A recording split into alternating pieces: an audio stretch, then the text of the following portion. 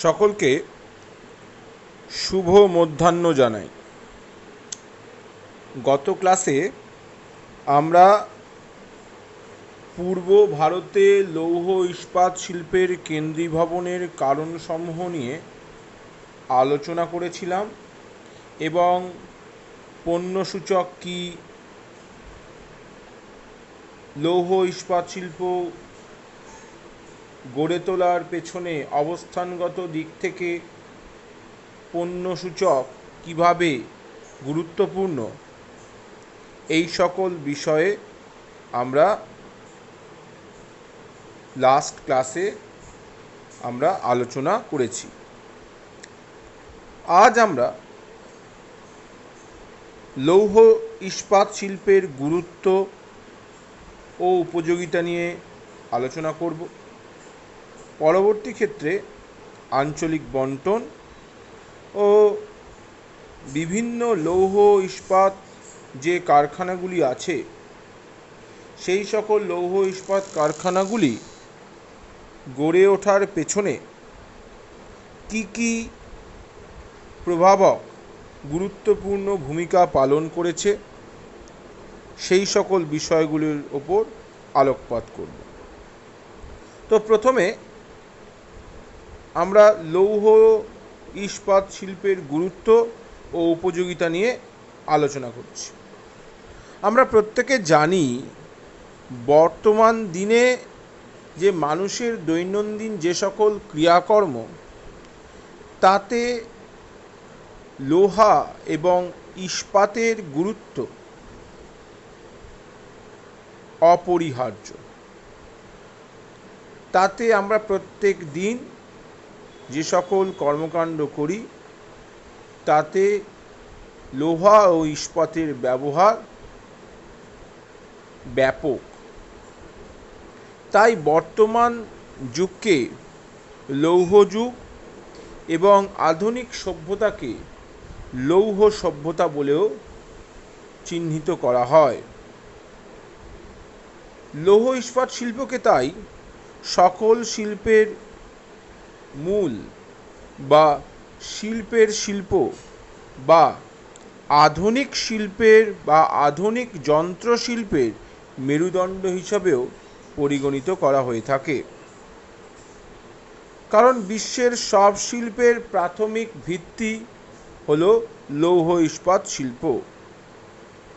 বিভিন্ন কাজে, যেমন কারখানা নির্মাণ, যন্ত্রপাতি বা যন্ত্রাংশ নির্মাণ, কৃষির উপকরণ, যানবাহন, সামরিক, গৃহস্থালির উপকরণ, আসবাবপত্র, গৃহ নির্মাণ, বিদ্যুৎ, সমস্ত কাজে লৌহ ইস্পাত শিল্পের ব্যবহার বহুল প্রচলিত। তো লৌহ ইস্পাত শিল্পে কি কি কাঁচামাল লাগে? মূলত লৌহ ইস্পাত শিল্পের কাঁচামালগুলি হলো, সকল কাঁচামালই হচ্ছে অশুদ্ধ বা ভার হ্রাসশীল কাঁচামাল প্রকৃতির। আমরা আগেও আলোচনা করেছি যে 1 টন ইস্পাত তৈরিতে 4.5 টন কাঁচামাল প্রয়োজন হয়। সেখানে মূল কাঁচামাল হচ্ছে আকরিক লোহা এবং লোহা স্ক্র্যাপ, এবং সেই লৌহ ইস্পাত শিল্পের দ্বিতীয় অন্যতম গুরুত্ব কাঁচামাল হচ্ছে জ্বালানি, যেটা কোক কয়লা ও অক্সিজেন গ্যাস। তাছাড়া অন্যান্য যে সকল কাঁচামালগুলো প্রয়োজন হয় সেগুলো হচ্ছে চুনাপাথর, ডলোমাইট, এবং সংকর লোহা প্রস্তুতিতে manganese, chromium, nickel, cobalt, tungsten, molybdenum ইত্যাদি। এছাড়া অন্যান্য খনিজ যেমন দস্তা, টিন, ঠান্ডা বায়ু, জল, বালি ইত্যাদিও অপরিহার্য। আমরা এখন লৌহ ইস্পাত শিল্পের আঞ্চলিক বন্টন নিয়ে একটু আলোকপাত করব। আয়তন, কাঁচামাল ব্যবহার ও উৎপাদিত দ্রব্যের ভিত্তিতে ভারতীয় লৌহ ইস্পাত শিল্পকে বা শিল্প কেন্দ্রগুলিকে 5 প্রকারের বা 5টি অংশে ভাগ করা হয়েছে। বৃহদায়তন সম্পূরিত লোহা ও ইস্পাত কেন্দ্র, যারা নিজেরাই স্বয়ংনির্ভর। এরূপ ভারতের 9টি আছে, যার মধ্যে সেইল পরিচালিত হচ্ছে 5টি। দুর্গাপুর পশ্চিমবঙ্গে অবস্থিত, বার্নপুর কুল্টি পশ্চিমবঙ্গে অবস্থিত, রাউরকেল্লা তাও ওড়িশা মধ্যে অবস্থিত, বোকারো ঝাড়খণ্ডে অবস্থিত, ভিলাই ছত্তিশগড়ে অবস্থিত, যা সরকারি শিল্পাঞ্চলগুলির মধ্যে লৌহ ইস্পাত শিল্পাঞ্চলগুলির মধ্যে বৃহত্তম ভিলাই। তাহলে steel authority of India limited বা সেইলের অধীনস্থ 5টি সংস্থা হলো দুর্গাপুর, বার্নপুর কুল্টি, রাউরকেল্লা, বোকারো এবং ভিলাই। এছাড়া আরও 4টি কারখানা আছে। সেই 4টি কারখানা হলো বিশাখাপত্তনমে একটি আছে, যেটা অন্ধ্রপ্রদেশ এর মধ্যে পড়ছে, বিজয়নগরে একটি আছে, যেটা কর্ণাটকে পড়ছে, দৈতারি, যেটা উড়িষ্যার মধ্যে পড়ছে, এবং দেশের বৃহত্তম এবং একমাত্র বেসরকারি কেন্দ্র জামশেদপুর টিসকো, যেটা ঝাড়খণ্ড রাজ্যের মধ্যে পড়ছে।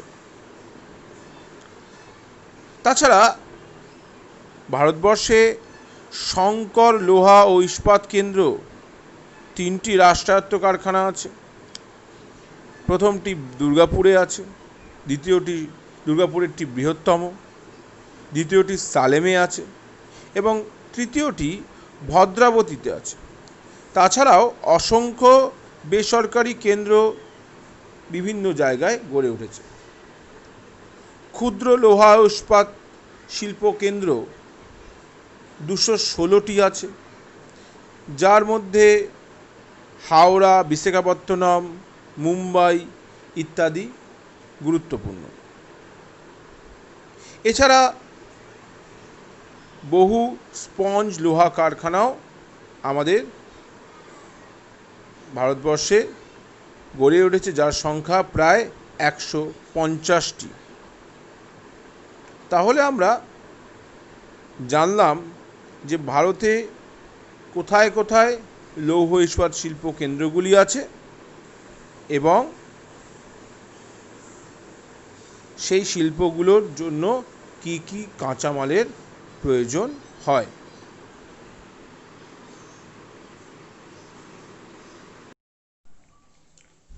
এখন আমরা ভারতের যে সকল বৃহদায়তন ইস্পাত কারখানাগুলি আছে সেই সকল কারখানাগুলির অবস্থান, গড়ে ওঠার কারণ ইত্যাদি নিয়ে আলোচনা করব। তো প্রথমেই ভারতের যে বেসরকারি বৃহত্তম লৌহ ইস্পাত কারখানা, যেটা জামশেদপুরে অবস্থিত, সেটা নাম হচ্ছে tata iron and steel company বা টিসকো। তো সেটা কোথায় অবস্থান করছে? সে অবস্থান হচ্ছে ঝাড়খণ্ডের জামশেদপুরে সুবর্ণরেখা ও খড়কাই নদীর মিলনস্থলে। 1907 সালে শিল্পপতি জামশেদজি টাটার উদ্যোগে ভারতের বৃহত্তম ও একমাত্র বেসরকারি ইস্পাত কারখানাটি স্থাপিত হয়। এই কারখানাটি অন্যতম গড়ে ওঠার কারণ হচ্ছে, যদি আমরা 1-2 করে বলি, প্রথম হচ্ছে আকরিক লোহা।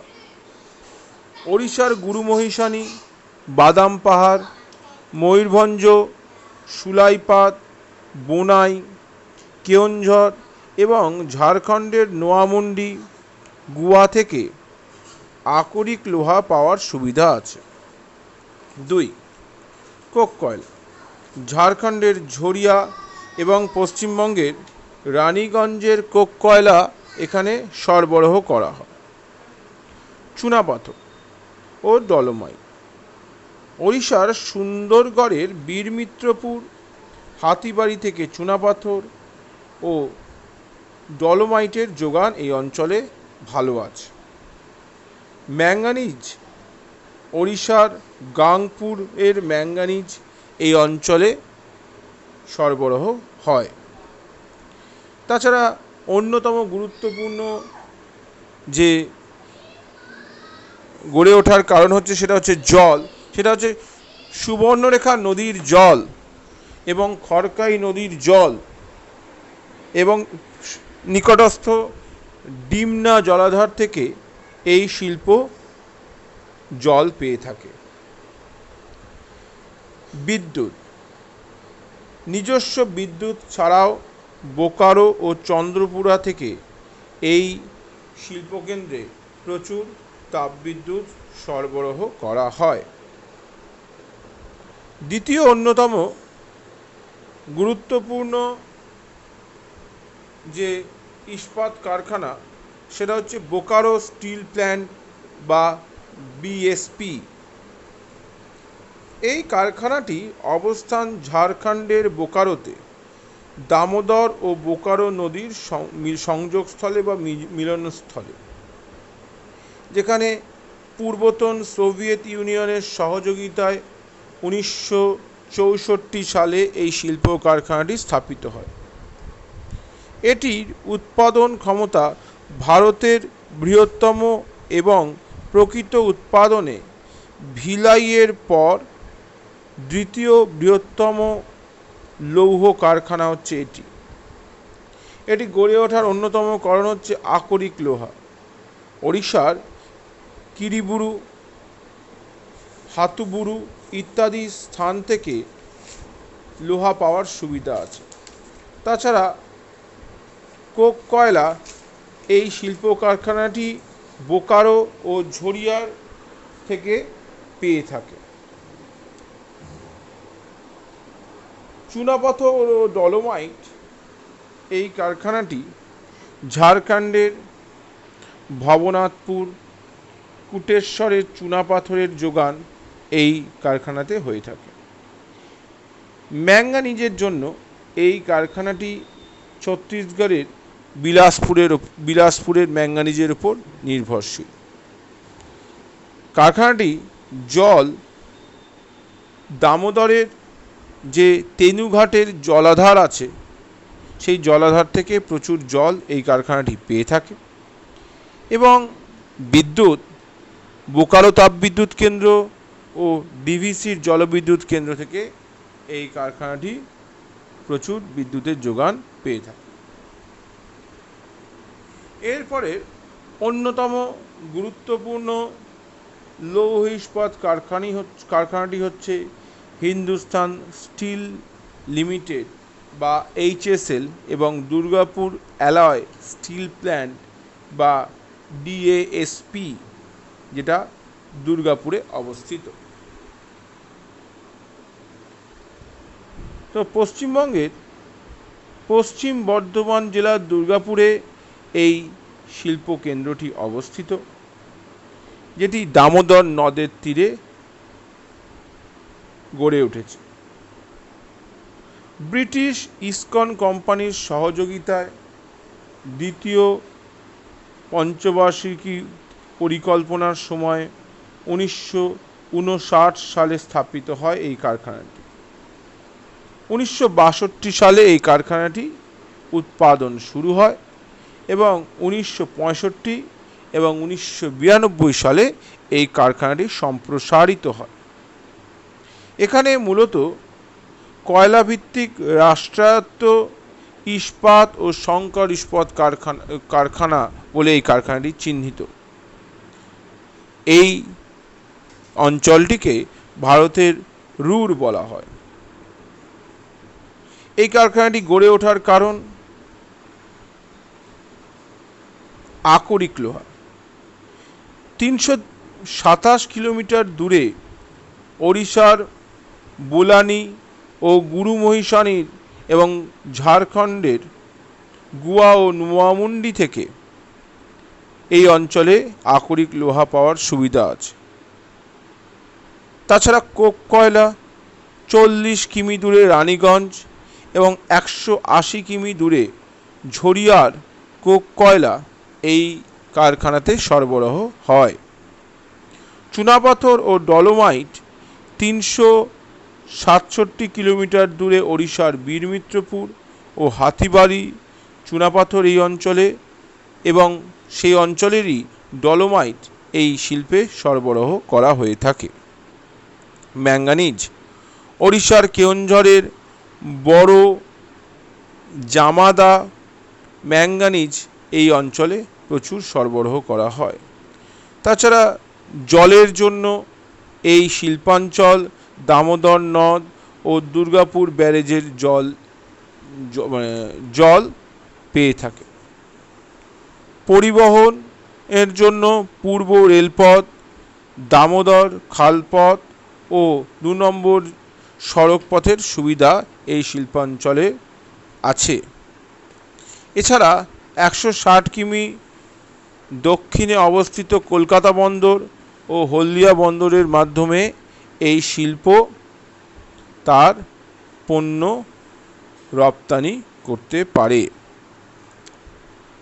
একটা প্রশ্ন আমাদের সাধারণত এসে থাকে যে দুর্গাপুরকে ভারতের রুর বলা হয় কেন?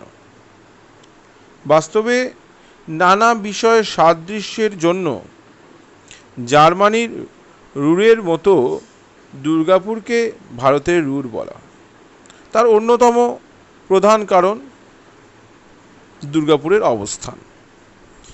জার্মানির রাইন নদীর তীরে যেমন এবং 2 উপনদী রুর ও লিপের সংযোগস্থলে যেমন রুর শিল্পাঞ্চলটি অবস্থিত, ঠিক সেই রকম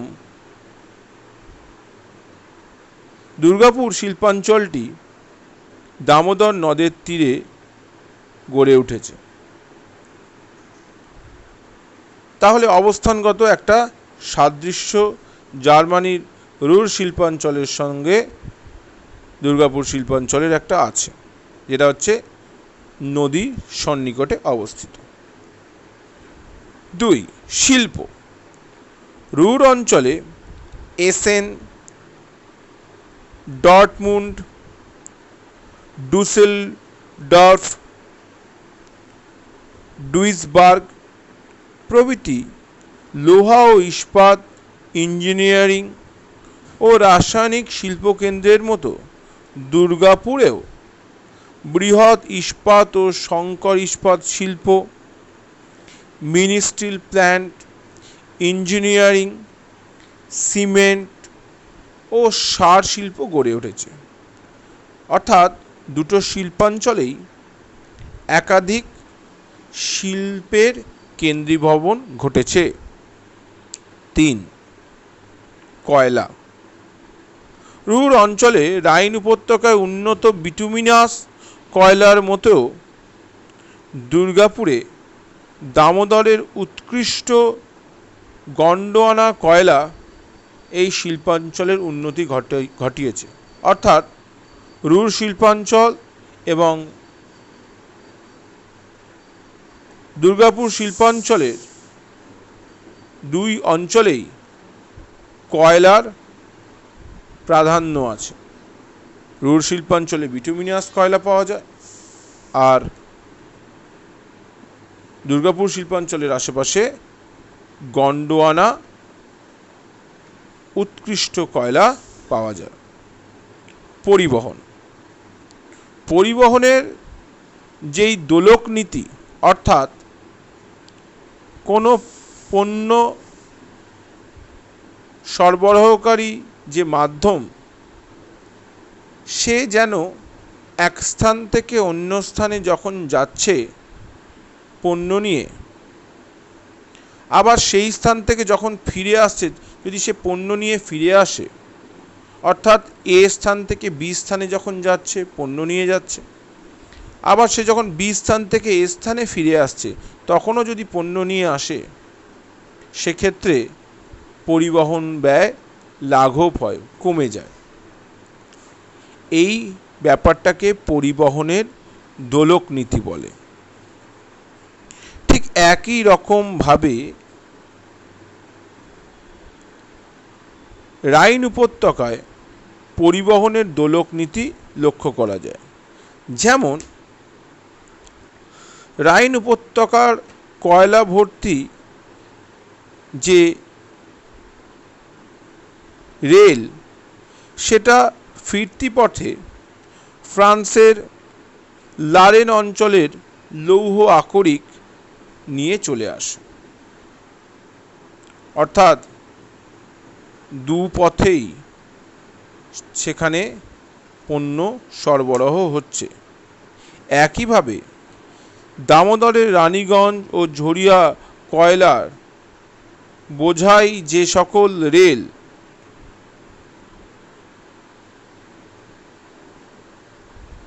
ঝাড়খণ্ডের দিকে যায় বা উড়িষ্যার দিকে যায়, তারা ফিরতি পথে সেই অঞ্চলের অর্থাৎ ময়ূরভঞ্জ, কেওনঝর ইত্যাদি স্থান থেকে লৌহ আকরিক নিয়ে চলে আসে। ফলে এখানেও পরিবহনের দোলক নীতি লক্ষ্য করা যায়। এই পরিবহনের দোলক নীতির কারণেই দুর্গাপুর শিল্পাঞ্চলে লৌহ আকরিক থেকে ইস্পাত তৈরির যেই খরচাটা অনেক কমে যায়। এর পরের অন্যতম গুরুত্বপূর্ণ এবং ভারতের সরকারি উদ্যোগে বৃহত্তম কারখানা হিন্দুস্তান স্টিল লিমিটেড বা HSL, যা ভিলাইয়ে অবস্থিত। ছত্তিশগড়ের ভিলাইতে পূর্বতন সোভিয়েত ইউনিয়নের সহযোগিতায় 1957 সালে এই কারখানাটি স্থাপিত হয়। এটি ভারতের বৃহত্তম, অবশ্যই সরকারি উদ্যোগেও এটি বৃহত্তম, এবং এশিয়ার তৃতীয় বৃহত্তম ইস্পাত কারখানা। এই কারখানাটি এই অঞ্চলে অর্থাৎ ছত্তিশগড়ে গড়ে ওঠার পেছনে অন্যতম কারণ হচ্ছে আকরিক লোহা, যা দালহি, রাজহারা, বাইলাডিলা ইত্যাদি খনিযুক্ত অঞ্চল থেকে প্রচুর পরিমাণে আকরিক লোহার কারণে গড়ে উঠেছে। 2. কোক কয়লা। ছত্তিশগড়ের কোরবা এবং ঝাড়খণ্ডের বোকারো ও ঝরিয়ার কোক কয়লার সরবরাহ এই শিল্পাঞ্চল খুব সহজেই পেয়ে থাকে। চুনাপাথর ও ডলোমাইটের জন্য এই শিল্পাঞ্চল বিলাসপুরের চুনাপাথর ও স্থানীয় ভালোয়ার, কাসন্দি, রামতলা, পাটপাড়া ইত্যাদি অঞ্চলের ডলোমাইটের ওপর নির্ভরশীল। ম্যাঙ্গানিজের জন্য এই শিল্পাঞ্চলটি মহারাষ্ট্রের ভান্ডারা ও মধ্যপ্রদেশের বালাঘাটের ম্যাঙ্গানিজের উপর নির্ভর করে। এই শিল্পাঞ্চলের অন্যতম গুরুত্বপূর্ণ কাঁচামাল হচ্ছে জল, যা মহানদী ও তুন্ডলা জলাধার থেকে এই শিল্পাঞ্চল প্রচুর জল পেয়ে থাকে। এবং শেষে বিদ্যুৎ। এই শিল্পাঞ্চলের নিজস্ব বিদ্যুৎ উৎপাদন কেন্দ্র আছে। তাছাড়া কোরবা তাপবিদ্যুৎ থেকে এই শিল্পাঞ্চল জল সরবরাহ পেয়ে থাকে। তাহলে আমরা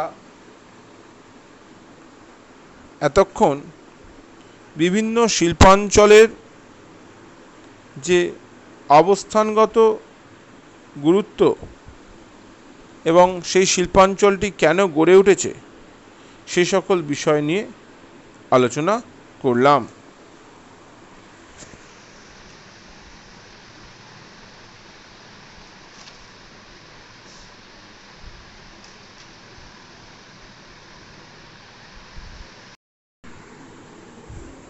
এখন ভারতে লৌহ উৎপাদনের বা লৌহ ইস্পাত শিল্পের যে সকল সমস্যাগুলি ভারতের যে সকল কারখানাগুলি আছে তারা সম্মুখীন হয় সেই ব্যাপারগুলো নিয়ে আমরা আলোচনা করব। যেমন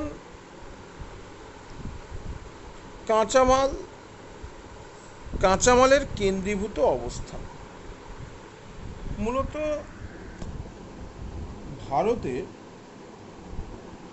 লৌহ ইস্পাত শিল্পের যে সকল কাঁচামাল প্রয়োজন হয় তা পূর্ব ভারতের ছোটনাগপুর মালভূমিতে অবস্থান করছে।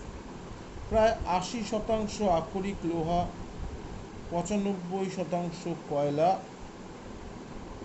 এখানে ১১টি বৃহদায়তন প্ল্যান্টের ৭টি কেন্দ্রীভূত এই অঞ্চলে আছে। ফলে পূর্ব ভারত ব্যতীত যে সকল শিল্প কারখানাগুলি আছে সেই সকল শিল্প কারখানায় কাঁচামাল ও ইস্পাত পরিবহনের জন্য বিশেষ পরিবহন ব্যয় বেশি খরচ করতে হয়। তাই পূর্ব ভারতে লৌহ ইস্পাত শিল্পের কেন্দ্রীভবন ঘটলেও উত্তর, পশ্চিম ও দক্ষিণ ভারতে লৌহ ইস্পাত শিল্পের বিকাশ সেইভাবে ঘটতে পারেনি। দ্বিতীয়ত, কোক কয়লার অভাব। পর্যাপ্ত কোক কয়লা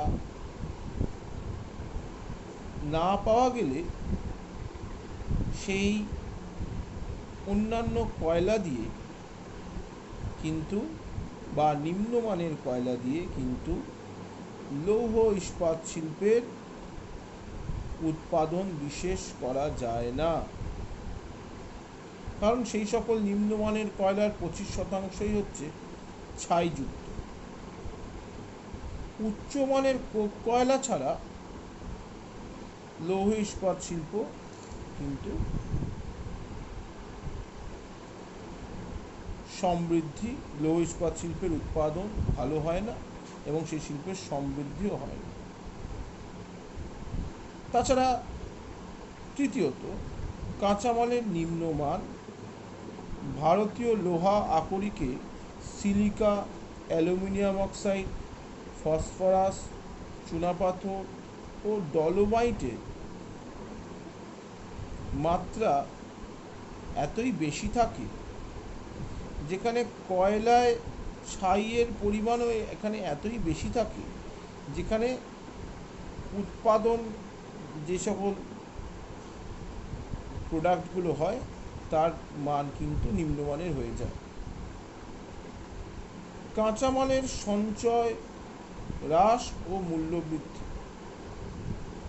কয়লা, লোহা, চুনাপাথর, ডলোমাইট, ম্যাঙ্গানিজ দীর্ঘকাল উত্তোলনের মাধ্যমে ভারতে এই সকল কাঁচামালের সঞ্চয় দিন দিন কমে যাচ্ছে।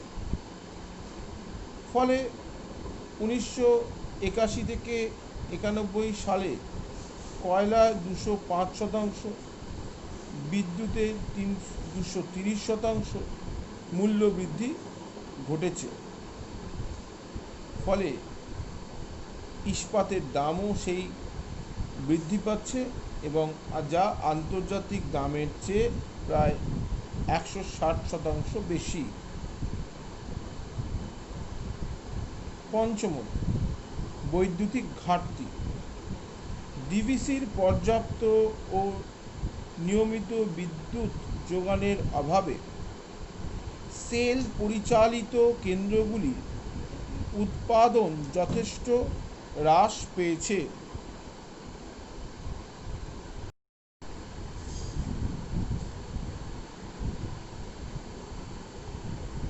ষষ্ঠত, অনুন্নত প্রযুক্তিবিদ্যা ও পুরনো যন্ত্রপাতি। এখানে যে সকল কলকারখানাগুলি আছে সেখানে বেশ কিছু কলকারখানায় পুরানো কলা কৌশলের জন্য অধিক কাঁচামাল ও বিদ্যুৎ শক্তি অপচয় হয়, ফলে নিম্নমানের প্রাচীন যন্ত্রাংশগুলি এই সকল কারখানার অন্যতম সমস্যা।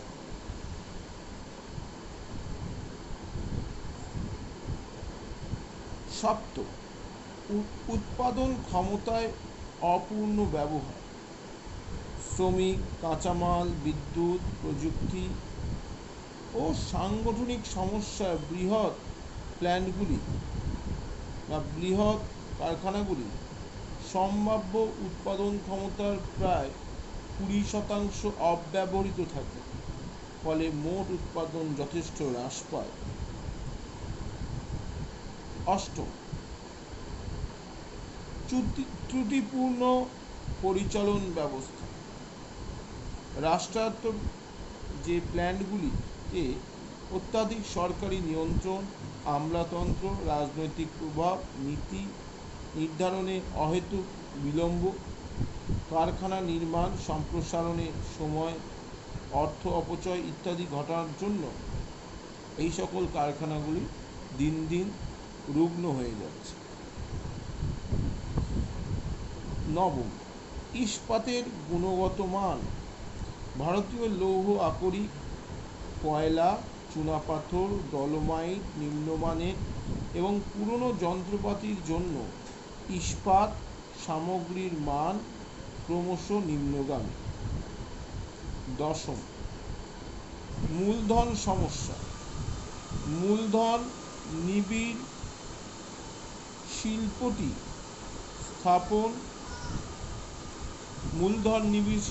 স্থাপন, সম্প্রসারণ ও আধুনিকীকরণে বিপুল অর্থলগ্নির যথেষ্ট অভাব এই সকল শিল্পগুলি লক্ষ্য করে থাকে।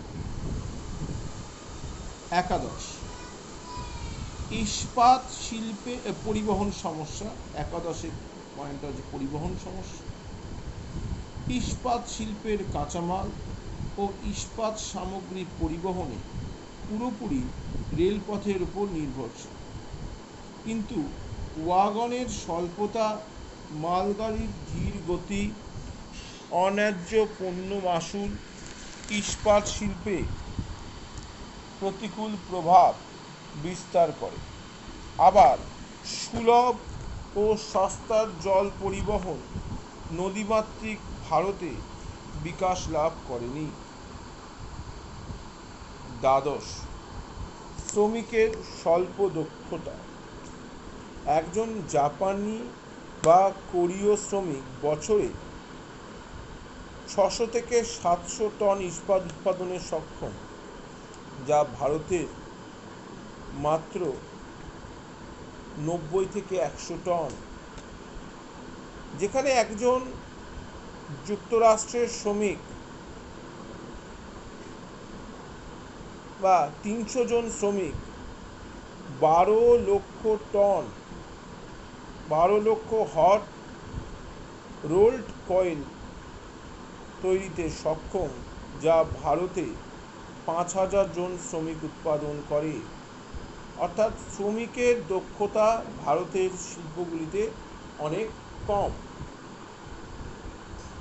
ফলে এই সকল সমস্যার কারণে ভারতের শিল্প কারখানাগুলি দিন দিন উৎপাদন কমে আসছে এবং তারা লাভের থেকে লোকসানের বেশি সম্মুখীন হচ্ছে।